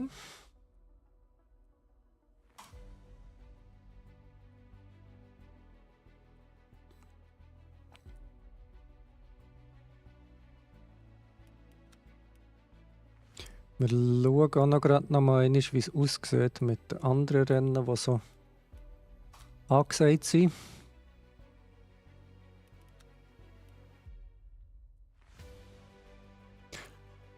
Ja, geht das? Oh, 2 Stunden ist noch lang. He? Für das Weekly. Daily hätten wir was? Spa, dem Fixed Prototype. Lustet mich nicht so im Moment. In der Silver Serie ist auch Prototype und GTI. Lustet mich nicht so. Monza wäre cool, aber schon. Dann haben wir noch Imola. Ist Simola? Ich glaube es. GT3, das hingegen wäre richtig cool. Dann ist das aber jede Stunde um halbe. Das wäre nice.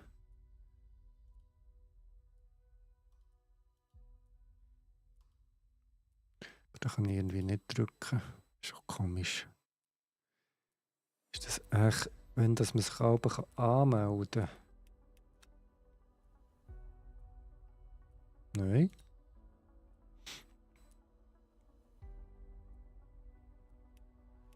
Komisch.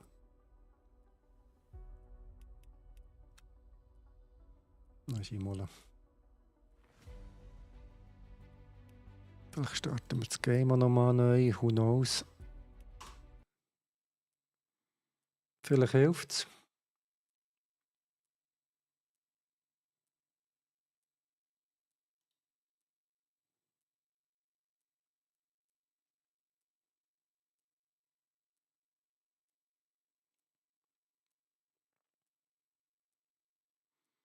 Aber vielleicht auch nicht.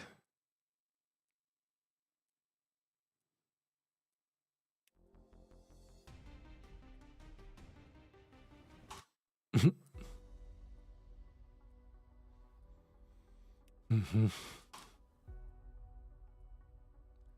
Mal schnell schauen, ob wir uns schon anmelden können. Ich glaube nicht. Solange das andere Rennen noch nicht durch ist, können wir uns noch nicht anmelden für Spa. Mal ist gegangen. Man staunen. Dann lassen wir mal, ob die anderen irgendwie etwas zu sagen haben. Ja, mit 200 will ich es ja verstehen, aber mit 100 oder so, oder 150, kannst du easy.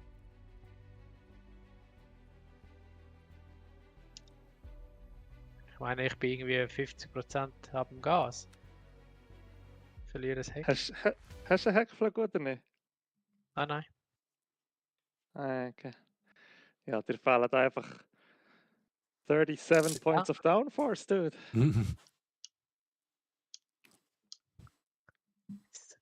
Das sollte nicht machen. Front Axis, oder? Downforce of the Front Axis, habe ich noch. Keine Balance. Was auch immer das ist. Kein Balance, ja.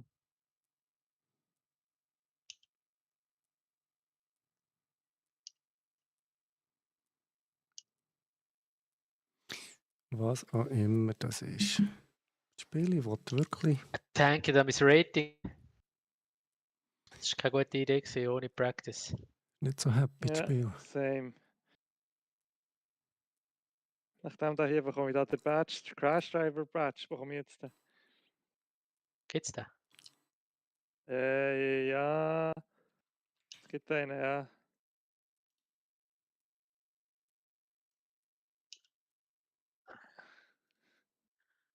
Ich weiß nicht, was für Schade, aber Aber zu viele. zu viele, ja. Oh shit, off track.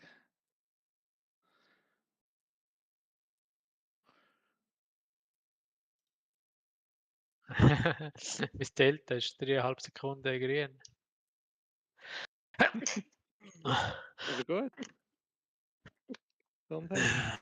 Merci.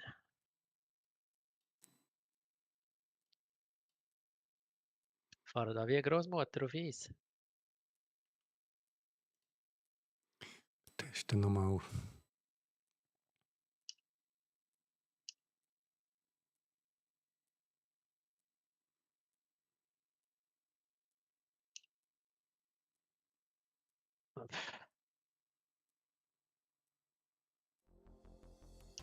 Oh, last lap.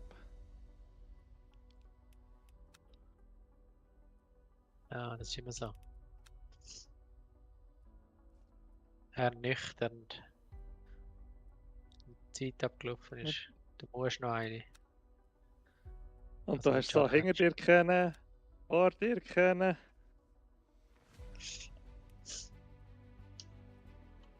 Schade, etwas am Bauch haben. Bist du sicher seit dem Pitstop ohne Schaden unterwegs? Ist dich Ja, der Schaden Pitstop losgehalten? gemacht. Ich bin mit dem Schaden unterwegs. Bist du? Yes, sir. Was hast du alles für Damage? Nur die Aufhängung vorne rechts.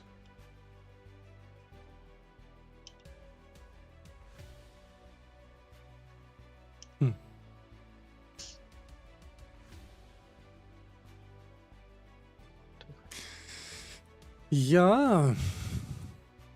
Recht mühsam heute. Ich habe das Rad verloren.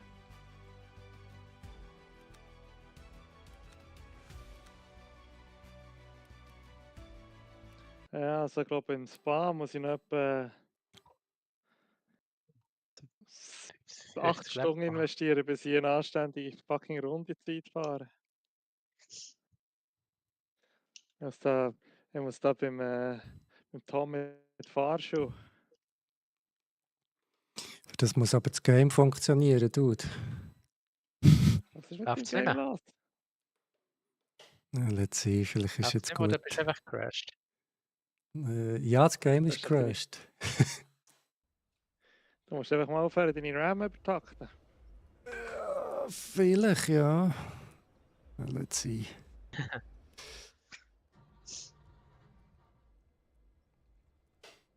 Back to the garage. Das war. Mein Crew Chief hat sich auch nicht gemeldet, der Bastard. Hat natürlich nicht ohne Crew Chief im Ohr vernünftig gefahren. Aha, kein Force Feedback haben wir. Immerhin ein paar Autos überrundet, auf das bin ich stolz. Jetzt haben Gut, wir. der 12. bin ich geworden mit einem heavily damaged car. Was? Schon sehr Also ich muss komisch. einem anderen Save and Report reindrücken. Stellen wir den Wecker für in 2 Stunden. Ja, das ich habe einfach gererandet. Einfach.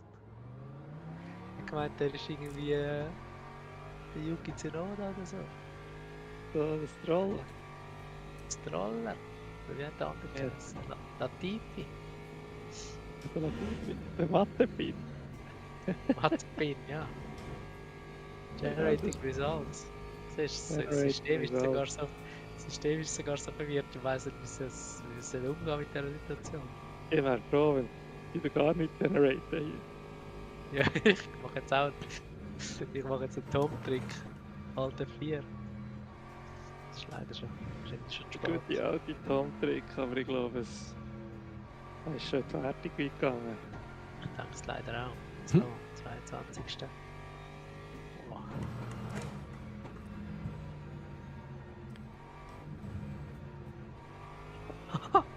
Holy shit. Junge, du glaubst nicht, ist es da? Hast du 3 Pfeile gegeben? Ja, beim Safety Rank. Kollege Barry R. habe ich 58 Mal getroffen.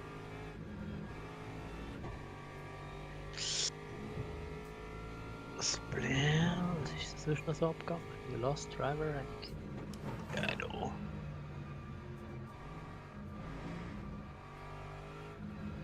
Was soll man da sagen, oder? Wenn die Practice Servers voll sind. Das ist schon eine Ausrede, oder? Ja, ich kann ihn pracken. Immerhin habe ich noch ein bisschen eine Nase voll belgische Rennluft bekommen. Jetzt kann ich glaube die Niederlage verarbeiten im Bett. Und dann mal, oh, your results are ready. Mal schauen, wie es bei mir aussieht. Ja. You were expected to finish 15. Hey, weißt du, was ist bei mir gestanden? Was? You were expected to finish first. Oi, oi, oi, oi, oi, oi. Aber What wahrscheinlich, Fuck, ist das wahrscheinlich mit einem wahrscheinlich mit einem Heckflügel, der funktioniert. Aber ja, sogar you gained driver rank, dude. Ich habe driver rank bekommen. Und Safety rank ist glaube ich gleich geblieben. Oh oh. Nein, sogar Safety rank ist auf. Absolut legendär.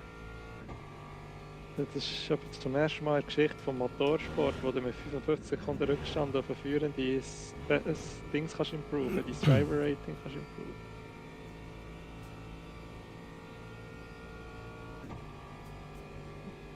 Interessant, interessant. 5 Laps habe ich completed. Jesus, da. Reicht nicht, reicht nicht. Goddammit. Ich muss schnell ein Ding anschauen. Schnell das Replay anschauen, weil Mofo mich da rear-ended hat. Hat er das Gas mit der Bremse vertauscht? Das habe ich klassisch überschätzt.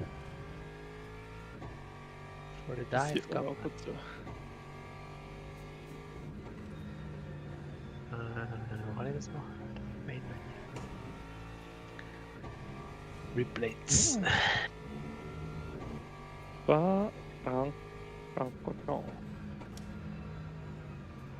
Load the replays. Ja, Freunde, ich glaube, Das war's. das ist für heute lassen. Ich muss schlafen. Ja, mal. Dann macht man morgen am seine Termine ab. Haben seine Idee schon das gewesen? Das ist echt eine berechtigte Frage.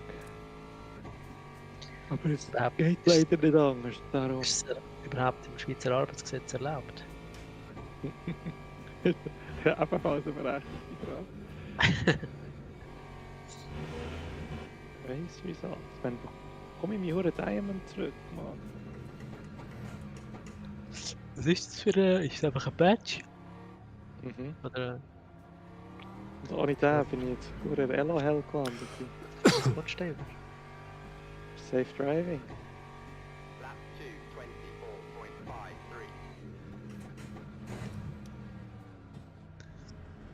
So, jetzt schauen wir mal, ob ich da ein Vergehen gemacht habe beim Start. Schau, das ist wieder nicht. Findest schnell raus, dass du es vergeben hast. Hä? Plötzlich findest du, dass es alles nur deine Schuld war. Nobody needs that.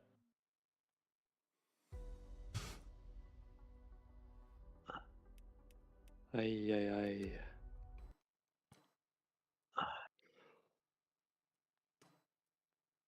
Ist der Tom wieder sein Kamp am Fixen?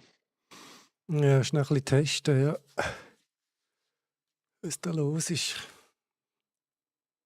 Ja, das musst du fixen. Es kann doch nicht sein, dass du jedes vierte Rennen verpasst ist, weil du irgendwie Ja, Crash da ist. bleibt es spannend, da bleibe ich auch mal in der Nähe von einem Splitz. Ist okay. Ja, das stimmt. Das Das ist immer stimmt. nett. Aber Achtung, ich bin am Auffallen. Hey? Ja, Driver Rank improved. Ja, es gehört. Mit einer 1,54. Oder was? Mal? Was ist das für Rundenzeiten? 2,54. 1,54. Also, Okay. einmal slow as fuck.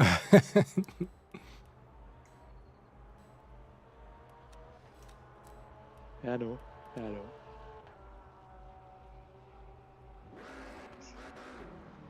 Gut.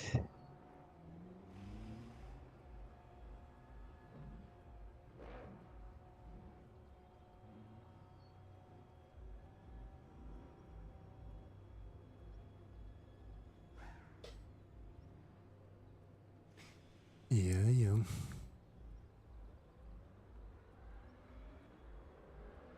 Ja, gut. Der wird jetzt klassisch sagen, I turned in on him, oder?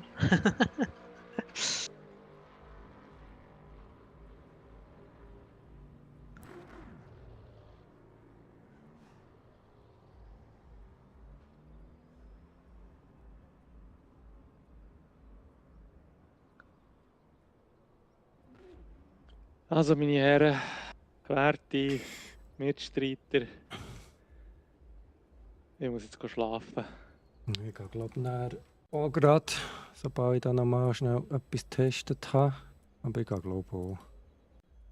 Ja, dann muss dann von der Raffi jetzt noch ein bisschen weiter grinden, ohne uns. Yes, Ein yes, grinden? yes.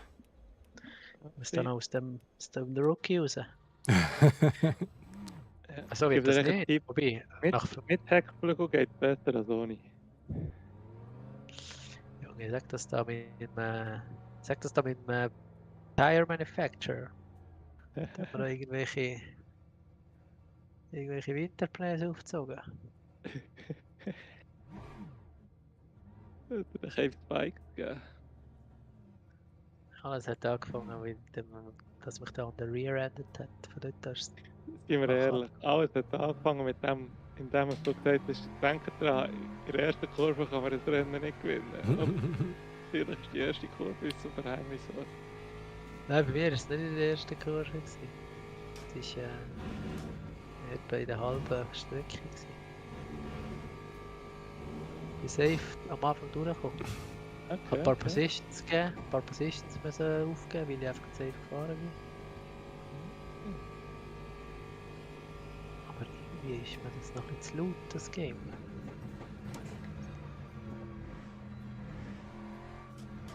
Ja, abstellen, Main Volume.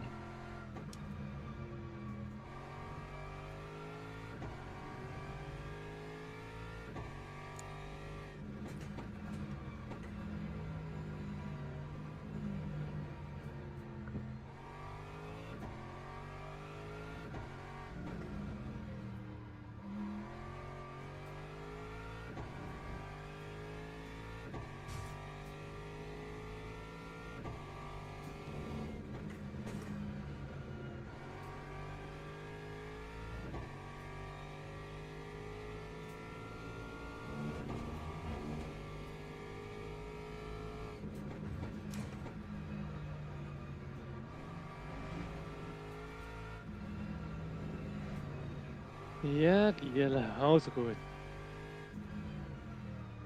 Wird nicht besser hier. Ich wünsche euch gute Nacht und bitte Das gleich wieder. Wünsche ich euch doch auch. Yes, Ja. schlafen gut. Gute Nacht. Bis gleich. Ciao. Tschüss. Ciao zusammen.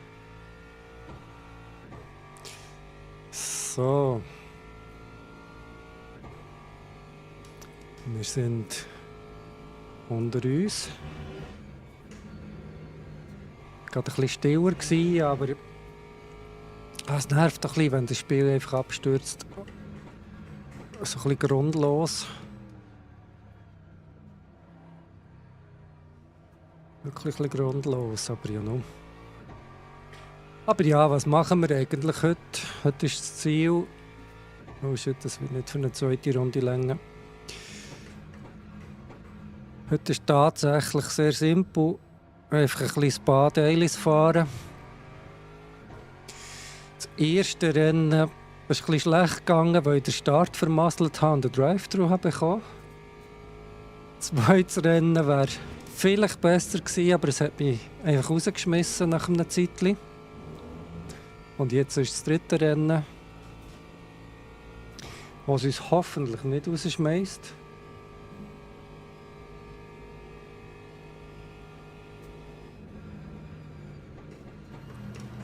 Hoffentlich. Who knows? Und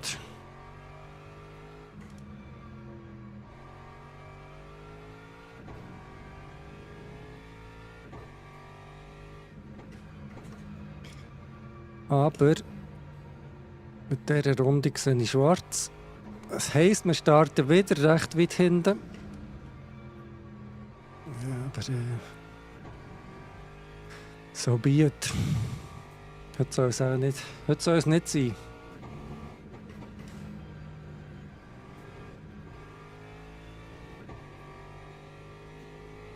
Heute soll es nicht sein mit den Rennen.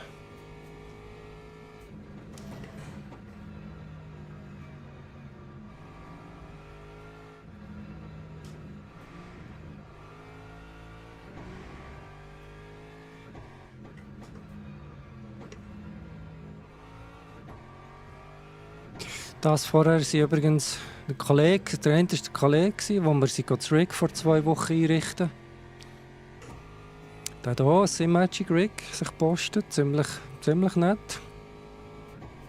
Und der andere, den wir gehört haben, der Zürcher, ist ein Kollege von ihm, der, glaube ich, schon ein bisschen länger am Racen ist, aber auch frisch bei LMU ist. So habe ich das zumindest verstanden. Darum sind beide natürlich noch ziemlich unerfahren. Aber jeder fährt mal an Reisen. Time 2:25.2. 25. Ei, ist das schlecht gewesen. Ist das schlecht gewesen? Gehen wir da mal zurück. Ja, machen wir das Rennen. Versuchen wir zumindest so noch abzuschließen. Das bleibt aber, glaube ich, ja das letzte Rennen für heute. Ja.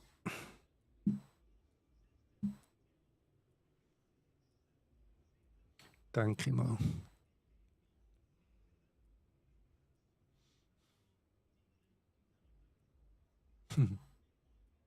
Mhm. Jetzt warten wir auch noch 2 Minuten, bis es losgeht.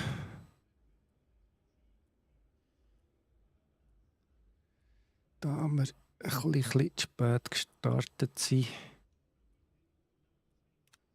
haben wir die dritte Runde nicht mehr können starten. Auch sehr schade.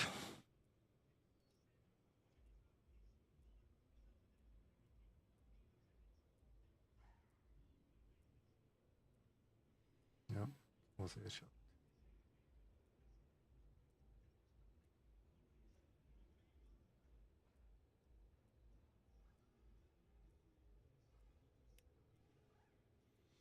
Mhm.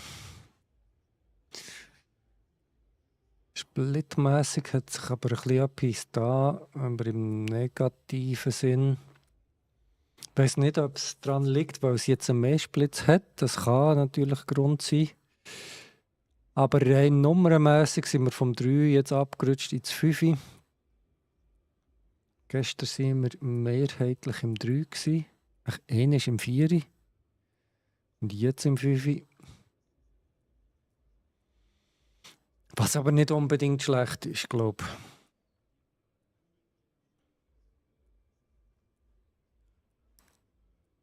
Ich hatte das Gefühl, gestern Split 3 hat zwar schon noch gefällt, muss ich sagen, aber es war auch sehr, sehr anstrengend gewesen.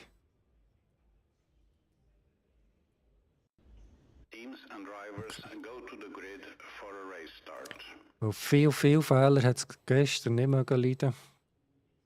Da hat man schon recht konzentriert müssen fahren. Das war tatsächlich so gewesen. Aber wahrscheinlich wird es auch jetzt nicht sehr viel besser.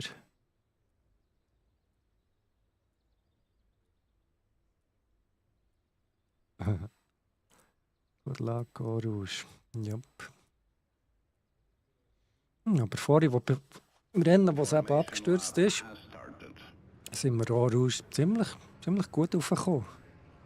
Wo noch einer neben uns war.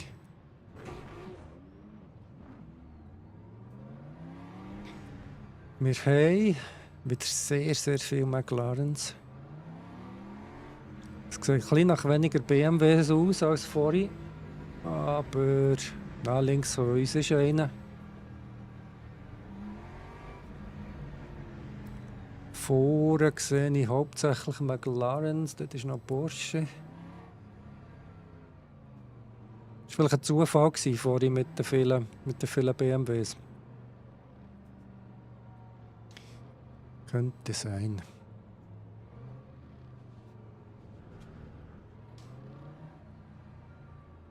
So, jetzt müssen wir dafür kommen. Nicht wieder ein Drive-Thru, wenn möglich, holen. Green flag, green flag.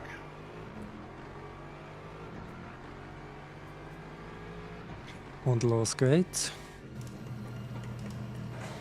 Ein bisschen spät bremst, gerade ein bisschen sehr, sehr spät gewesen von mir. Wir müssen ausweichen. Und das wird wieder gefährlich. Links von mir ein Ford. Der wird sicher nicht vom Gas gehen.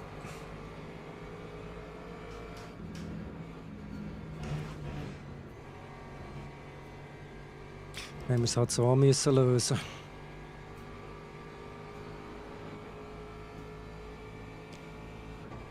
Aber anders ist es nicht gegangen, weil sonst hätten wir dort definitiv einen Unfall gemacht.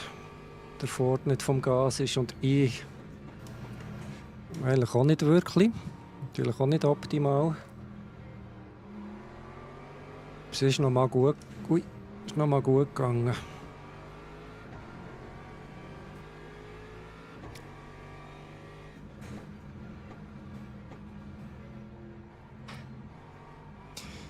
Jetzt einfach schauen, dass wir da schön ins Rennen reinkommen und uns den McLaren vor dran können schnappen. Das wäre noch gut.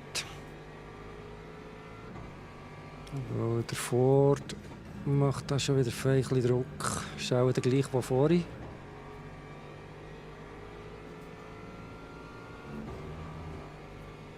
Glaub.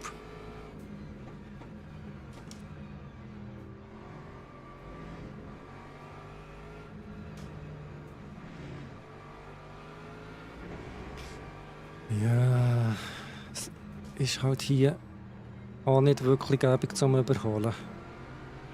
Vielleicht jetzt, wenn ich hier gut rauskomme, dann könnte es drin liegen, aber zu langsam gewesen. Mist.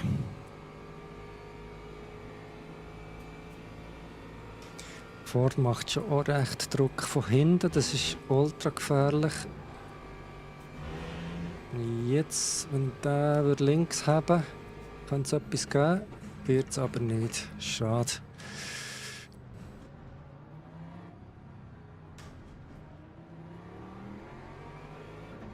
Schade. Nächster Versuch. Der Ford wird auch diven. Ja, tut er auch.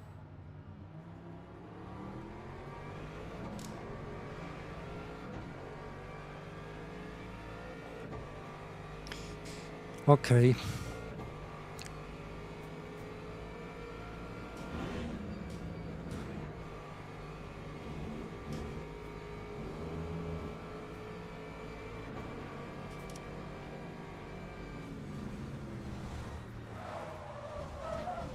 Tja. Das haben wir nicht wollen.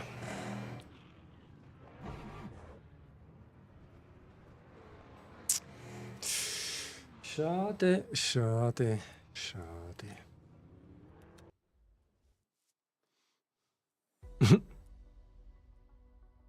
Richtig schade.